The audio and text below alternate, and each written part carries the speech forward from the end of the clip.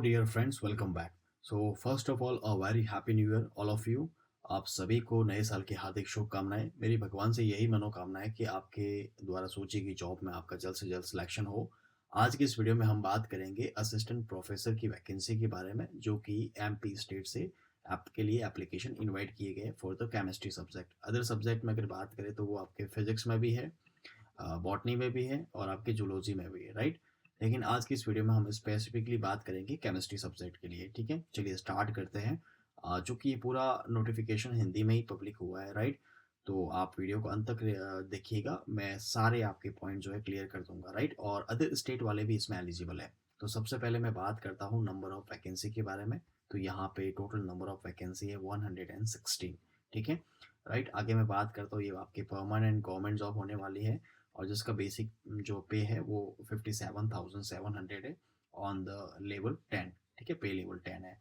Assistant professor के लिए vacancy है। ठीक है, जो भी कैंडिडेट्स केमिस्ट्री वाले हैं वो इसमें सारे एलिजिबल है। अब आपकी एलिजिबल जो एसेंशियल क्वालिफिकेशन है वो क्या होनी चाहिए? आपने जो एमएससी कर रखी है उसमें मिनिमम आपके 55% होने चाहिए। ठीक है, जिनके परसेंटेज नहीं है, जिनके सीजीपी है, उनके जो है 10 पॉइंट के बेसिस पे उनका कैलकुलेशन होगा। ठीक है, सेकेंड, इसका आपके क्वालिफिकेशन होनी चाहिए, आपके पास में नेट होनी चाहिए। ठीक है, अगर नेट नहीं है तो स्लेट आपके पास में चाहिए या सेट चाहिए, लेकिन ये केवल एमपी वाले स्टूडेंट के लिए है। तो क्वालिफिकेशन में बेसिकली तीन मेजर पॉइंट है। एक तो आपके एमएससी होनी चाहिए विथ 55%, उसके साथ में नेट होनी चाहिए। अगर नेट नहीं है तो एमपी स्टेट वाले जो स्टूडेंट हैं उनके पास में सेट होगी तो भी चलेगा, अदर स्टेट वाले के पास में आपकी नेट ही होनी चाहिए।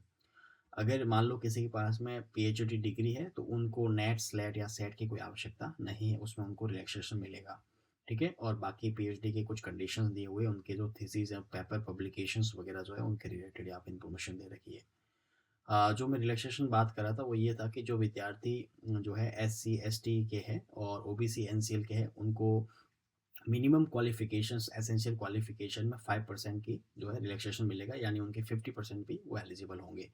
और जो पीएचडी होल्डर्स है, ठीक है, जिनकी पीएचडी की डिग्री जो है 19 सितंबर 1991 से पहले की है, तो उनको भी जो है 5% का रिलैक्सेशन मिलेगा। ठीक है, मतलब वो 55% अगर उनके पास में है तो 50% है तो भी वो एलिजिबल है। ठीक है, आगे बढ़ने से पहले मैं आप सभी से एक रिक्वेस्ट करना चाहता हूँ कि अभी तक आपने अगर चैनल को सब्सक्राइब नहीं किया है तो प्लीज़ सब्सक्राइब कर लीजिए, क्योंकि इस चैनल पे आपको सभी इंपॉर्टेंट गवर्नमेंट और प्राइवेट सेक्टर की जॉब रिलेटेड आपको वीडियोस मिलते रहेंगे, राइट।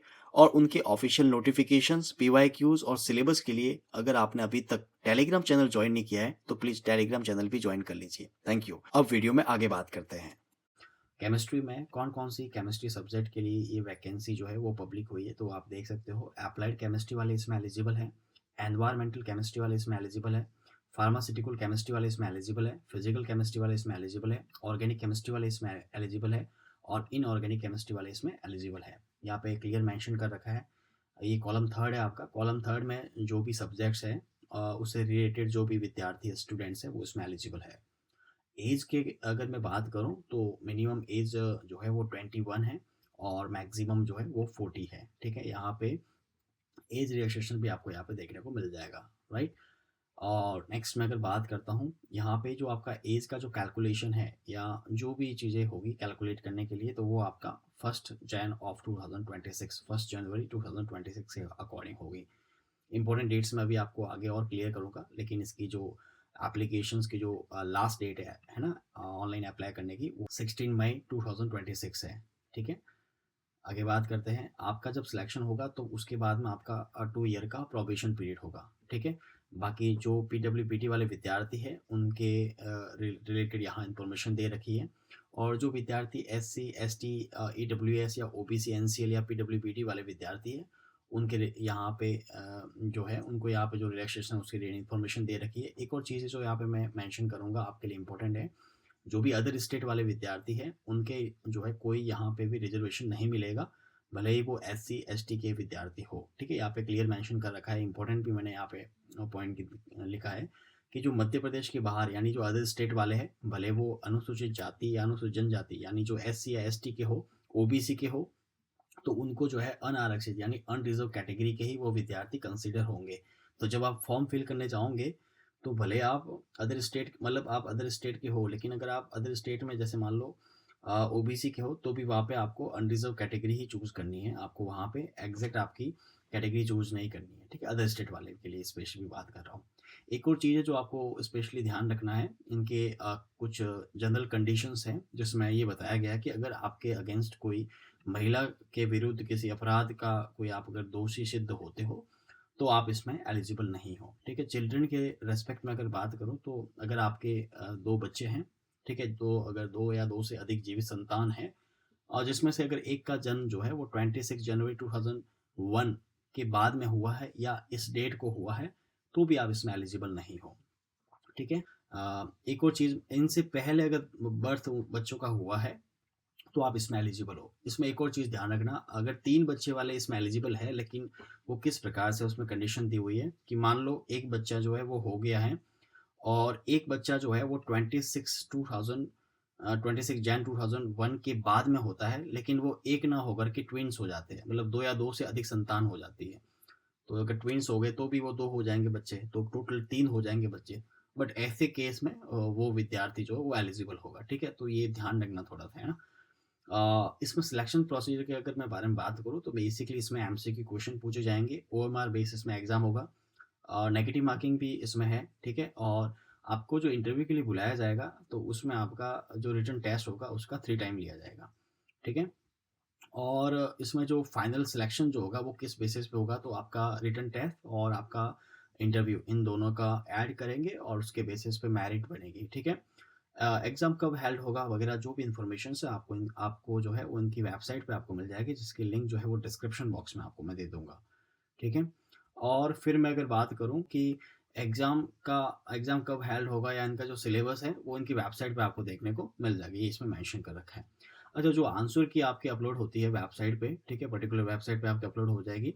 उसके बाद में अगर मान लो आपको कोई उसमें ऑब्जेक्शन है, तो वो विथिन द 5 डेज़ आप उसमें ऑब्जेक्शन लगा सकते हो। ऑब्जेक्शन में आपको पोर्टल का चार्ज आपको ₹40 वन टाइम पे करना होगा एंड पर क्वेश्चन आपको ₹150 आपको नॉन रिफंडेबल पे आपको करना होगा, ठीक है? फिर मैं बात करूँ आपका एग्ज़ाम सेंटर कौन-सा होगा, तो सेंटर में मैं पहले बात करता हूँ एमपी वाले स्टूडेंट के लिए। तो जो एमपी से है उनका भोपाल, इंदौर, ग्वालियर और आपका जबलपुर ये हो सकता है। लेकिन उन विद्यार्थियों के पास में एक और जो है ऑप्शन है कि वो इसमें इन चारों में से जो है वो चूज़ कर सकते हैं, है ना? वो उनका जो है प्रायोरिटी ऑर्डर चूज़ कर सकते हैं, कोई 2 जो है एग्ज़ाम सेंटर के साथ में। बट जो अदर स्टेट वाले स्टूडेंट्स हैं, उनको केवल इंदौर में उनकी परीक्षा होगी, ठीक है? सिलेक्शन प्रोसीजर के बारे में बात करें, तो वो इसमें आगे मैं आपको बता दूँगा, आपको किस प्रकार से आपका सिलेक्शन होगा, राइट? वही है बेसिक, आपको मैंने आगे बता ही दिया है वैसे तो। राइट, आगे मैं बात करता हूँ इम्पोर्टेंट डेट्स में, तो आपका ये जो एप्लीकेशन है, ठीक है? ये जो आपका एडवर्टाइज़मेंट है, वो 13 दिसंबर 2025 यानी परसों ये पब्लिक हो चुका था, ठीक है? और इसमें आपको जो है कब से आपके एप्लीकेशन ऑनलाइन एप्लीकेशन स्टार्ट हो रहे हैं, तो ये 17 अप्रैल 2026 को स्टार्ट हो जाएँगे, ठीक है? और लास्ट डेट इसकी है 16 मई 2026, ठीक है? फिर अगर मान लो आप कोई इसमें करेक्शन हो जाती है, तो करेक्शन को आपको सही करने की जो डेट है स्टार्ट होगा ये 22 अप्रैल 2026 और 18 मई 2026 को ये आपका करेक्शन विंडो जो है क्लोज़ हो जाएगा, ठीक है? आपका जो एडमिट कार्ड है, वो आपका 20 अगस्त 2026 को आएगा और आपकी जो एग्ज़ाम है, वो ध्यान रखना वो 30 अगस्त 2026 को आपका होगा, ठीक है? 30 अगस्त को आपका एग्ज़ाम होगा, ध्यान से सुनना इस चीज़ को, ठीक है? तो इस डेट के लिए आपको प्रिपेयर होना है। इस एप्लीकेशन की जो आपकी लास्ट डेट है वो 16 मई 2026 है। सपोज़ आप अगर भूल जाते हो, उसके बाद में भी आप जो है 23 मई 2026 तक आप इसमें अप्लाई कर सकते हो और इसमें आपको लेट फ़ी जो है वो आपको पे करनी होगी ₹3000 और 23 मई 2026 के बाद में भी आप इसमें अप्लाई कर सकते हो, लेकिन इसके लिए आपको लेट फ़ी जो है वो ₹25,000 आपको पे करनी होगी।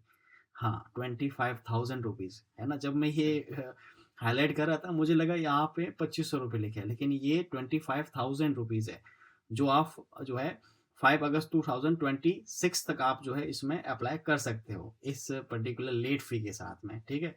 तो ऑब्वियसली कोई विद्यार्थी जो है लास्ट डेट को मत भूलना, 16 मई 2026 तक आप इसमें एनरोल हो सकते हो, ठीक है? अब मैं आगे बात करता हूँ आपकी जो डॉक्यूमेंट्स और आपकी फ़ी कितनी होगी, नॉर्मल फ़ी कितनी होगी, राइट? तो इसमें आपको एन अप्लाई कैसे करना है वो मैं आपको बता देता हूँ। तो इनकी पर्टिकुलर 2 आपको देख सकते हो, ये 2 पर्टिकुलर इनकी वेबसाइट दे रखी है। इन वेबसाइट के थ्रू आप जो है इसमें अप्लाई कर सकते हो और इसमें जो भी आपका फ़ी पे करनी है वो credit card, debit card and जो भी आपका नेट बैंकिंग, यूपीआई उसके थ्रू आप कर सकते हो, ठीक है? इसमें कुछ कंडीशंस दे रखी है, ठीक है? जो आप फ़ोटो अपलोड करोगे तो वो फ़ोटो आपका कलरफुल होना चाहिए और आपका लेटेस्ट फ़ोटो होना चाहिए। जो फ़ोटो है उसमें आप कैमरे में आपको सीधा देखना है, अगर आप चश्मा पहनते हो तो उसमें रिफ्लेक्शन ना हो, ये आपको जो है ध्यान देना है। आपकी जो आँखें हैं वो क्लियर आपको उसमें दिखे, ठीक है? ब्लर ना हो।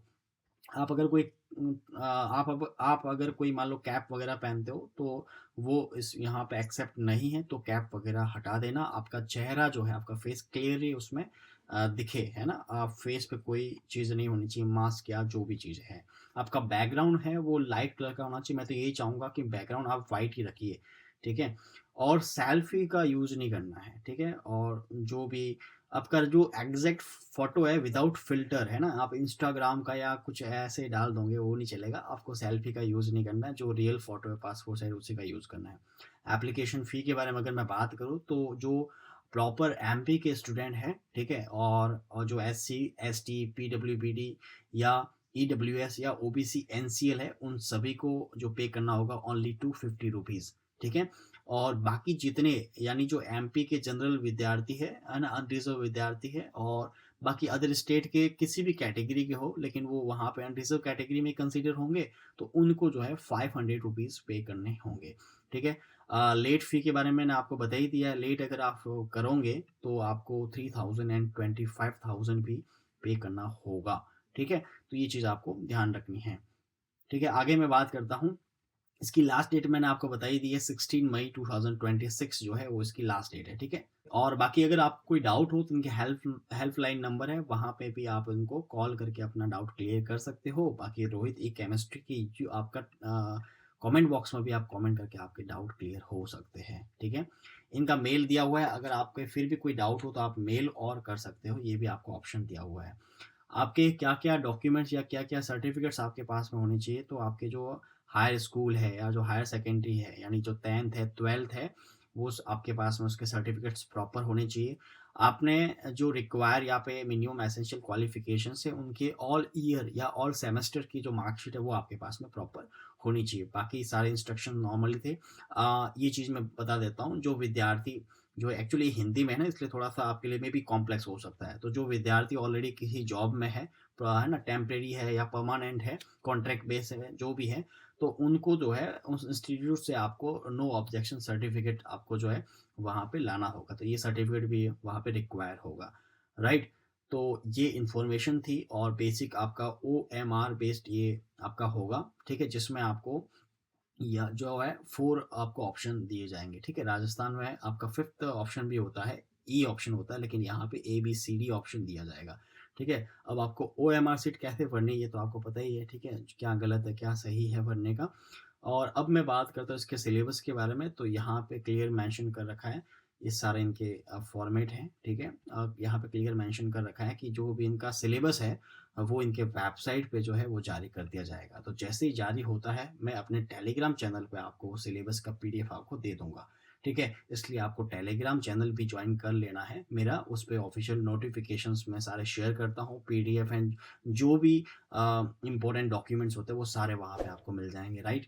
और चैनल को सब्सक्राइब किए बिना मत जाना, क्योंकि इस पे ऐसे ही मैं जॉब रिलेटेड इन्फॉर्मेशंस आपसे शेयर करता रहता हूँ, राइट? और अपने दोस्तों को भी शेयर करना, जो भी विद्यार्थी, स्टूडेंट इसकी प्रिपरेशंस कर रहे हैं गवर्नमेंट जॉब की या प्राइवेट जॉब की, राइट? तो ये इन्फॉर्मेशन थी जो मुझे आपसे शेयर करनी थी। आई होप सो ये इन्फॉर्मेशन आपके लिए यूज़फुल होगी, right? Thank you so much. In the next video, thank you.